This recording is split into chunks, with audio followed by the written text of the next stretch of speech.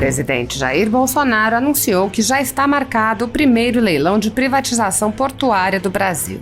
Pelas redes sociais, Bolsonaro disse: data marcada para a primeira desestatização portuária da história do Brasil.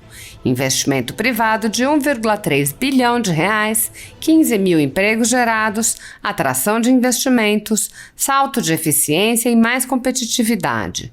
Resultado do programa de concessões do governo federal através do Ministério da Infraestrutura. O ministro da Infraestrutura, Tarcísio Gomes de Freitas, disse: data marcada para a martelada da primeira desestatização portuária da história. O BNDES aprovou há pouco o edital da Codesa e no próximo dia 25 de março vamos à Bolsa de Valores com a certeza de mais um leilão bem-sucedido e mais um passo transformador para a gestão dos portos brasileiros. Investimento privado de 1,3 bilhão, 15 mil empregos gerados, maior capacidade para a atração de investimentos, caminho aberto para a inovação, salto de eficiência e mais competitividade. Resultado do programa de concessões do governo do presidente Jair Bolsonaro. O ministro também anunciou: na esteira das boas notícias para os portos do Brasil, aqui vai mais uma. A ANTAQ autorizou a abertura da consulta pública para a desestatização do maior porto do Hemisfério Sul, o Porto de Santos. Audiências públicas acontecem de 31 de janeiro a 16 de março. Vamos pôr mais 16 bilhões em investimento para o Brasil. Muitos brasileiros estão vivendo sob o jugo de uma ditadura em que seus direitos e garantias fundamentais estão sendo desrespeitados. O país tem presos políticos e pessoas, jornais e sites censurados. A totalidade da renda da Folha Política e também de outros sites e canais conservadores está sendo confiscada a mando do ministro Luiz Felipe Salomão, ex-corregedor do Tribunal Superior Eleitoral, em uma decisão que recebeu o respaldo do presidente da Corte, Luiz Roberto Barroso, que é também ministro do STF.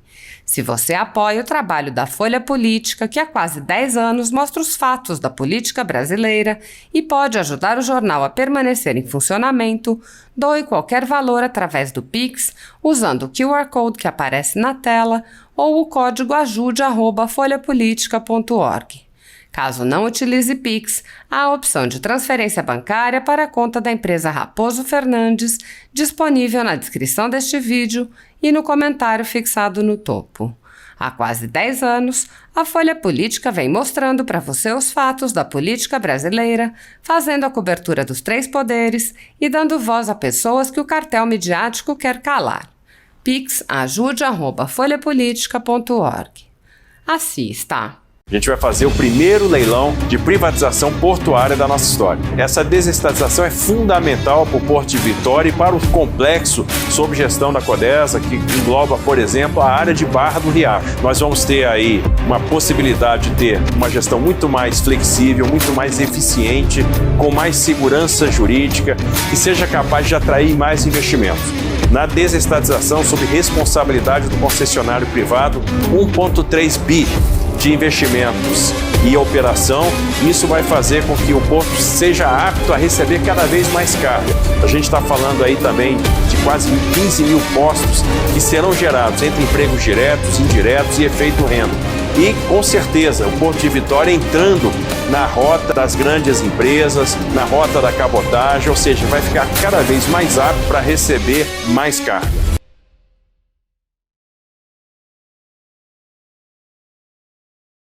Pessoal, temos uma grande notícia. A ANTAQ acabou de aprovar os estudos de desestatização da Codesa, a primeira desestatização portuária da nossa história.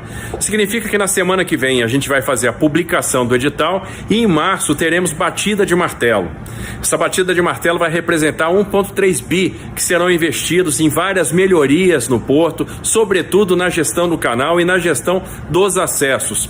Isso também vai fazer com que o porto ganhe flexibilidade, ganhe em competitividade, tenha a sua capacidade duplicada, o que no final das contas vai trazer mais carga para o Espírito Santo e vai gerar 15 mil empregos, diretos, indiretos e empregos pelo efeito renda.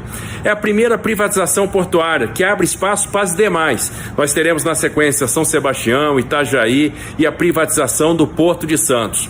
A gestão portuária no Brasil vai estar cada vez mais privada, cada vez mais moderna, trazendo cada vez mais investimento. A infraestrutura vai ficar cada vez mais eficiente. Essa é a grande transformação que o governo Bolsonaro está proporcionando.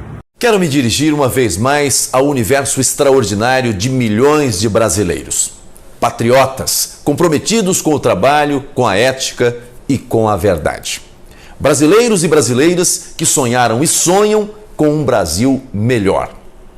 Desse universo, formado por pessoas de todas as idades, temos, por exemplo, milhões que ainda estão na ativa, produzindo riquezas para a nossa nação, cumprindo diariamente seus deveres, esperando voltar para casa todos os dias e encontrar em segurança seus familiares e amigos. Pais que querem ver um país onde seus filhos possam crescer espelhados em exemplos de honestidade, inclusive dos homens públicos, dos dirigentes dos negócios do governo, das prefeituras ao Palácio do Planalto.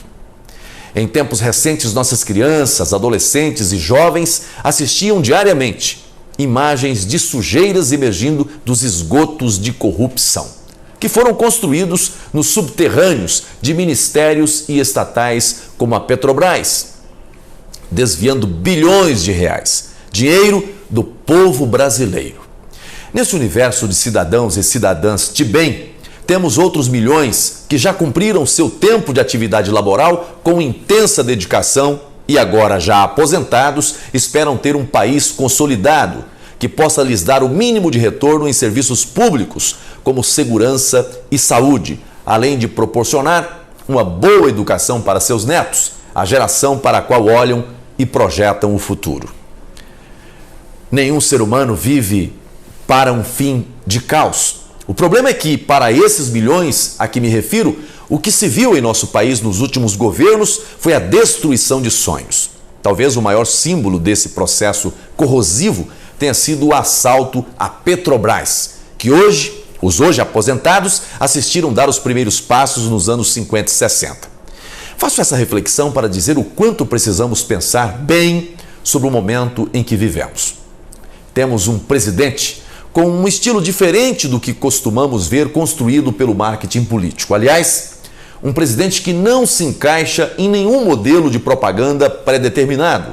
Ele tem seu próprio jeito, sua própria linguagem. Foi eleito justamente por isso. O Brasil deixou de se iludir com as embalagens que escondiam mentira e corrupção e preferiu apostar na transparência, valorizando mais o conteúdo. Por isso elegeu o menos cotado pela elite dominante, o presidente Jair Bolsonaro. Não sabemos até que ponto já se conseguiu mudar efetivamente o país. É impossível se construir uma estrutura de governo perfeita em qualquer parte do mundo.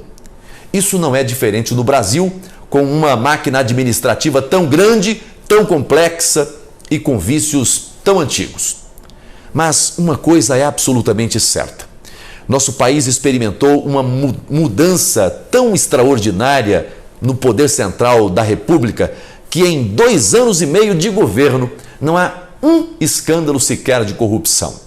O que os acusadores chamam de corrupção, o maior escândalo de corrupção do governo Bolsonaro, envolve um contrato do qual não se fez o pagamento de 1 centavo de real.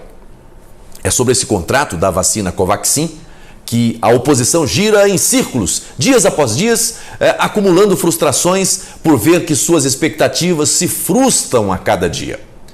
Não há comprovação alguma de prática de corrupção no governo atual, ainda que possa ter sido imaginada por quem quer que seja. É diante disso e por assistir todos os dias à insistência do establishment em desestabilizar o governo que faço essa reflexão. O establishment, representado por parte da elite brasileira, parte da classe política, grande parte da mídia e membros de instituições e poderes, rejeita o estilo pessoal e de governo do presidente Bolsonaro. Por força dessa rejeição, tornam-se defensores do retorno de um sistema endemicamente corrupto, que as pessoas de bem desse país rejeitaram nas urnas em 2018 e que não querem que volte ao poder. A questão não é meramente de ordem pessoal, ou seja, não está apenas em torno da pessoa do presidente Jair Bolsonaro, mas mais que isso, diz respeito às mudanças que seu governo representa para o país. A população brasileira está consciente de que não se trata de um homem perfeito, mas também não é ingênua por causa de seu estilo pessoal, rejeitar as mudanças positivas que imprimiu no governo e permitir que volte ao poder os que assaltaram a nação e envergonharam toda a sociedade. A essas milhões de pessoas que querem um Brasil cada vez mais honesto e justo, desejo força, resistência, confiança, determinação e muito discernimento para que não sejamos de forma alguma enganados pelo canto da sereia. Continuemos amando a verdade, pois somente a verdade liberta. Deus abençoe você. Deus abençoe o Brasil.